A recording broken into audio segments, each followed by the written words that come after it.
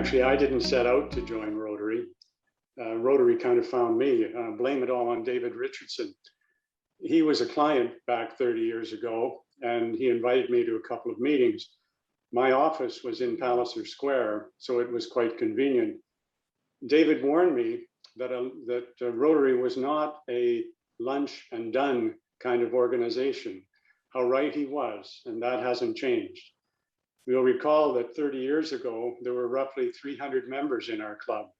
It claimed to be the largest Rotary club in Canada. Nothing seemed impossible.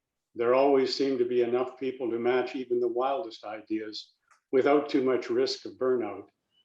And I discovered that I already knew many Rotarians. It was an exciting time.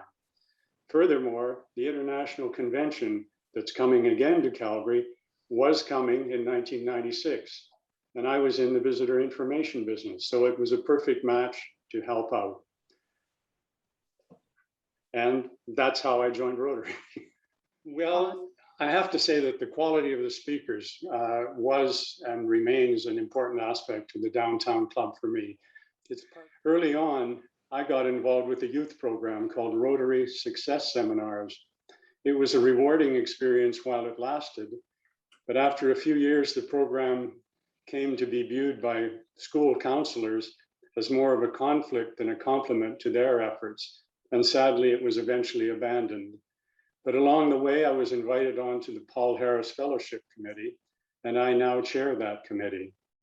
Socially, I must say the dinner club, the formal high-profile fundraising dinners at the time, the President's Ball, Lobster Boil, now the Ungala, it seems like somebody always has a new idea for social interaction with Rotary, and that's an important part for me as well.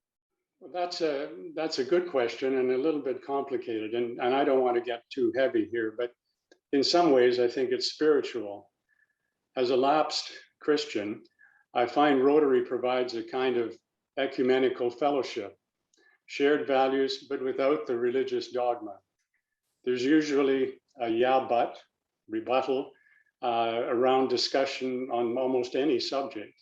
And Zoom has its advantages for sure, but I really miss that back and forth with our overachieving Rotary members. That's always been a big part of Rotary for me.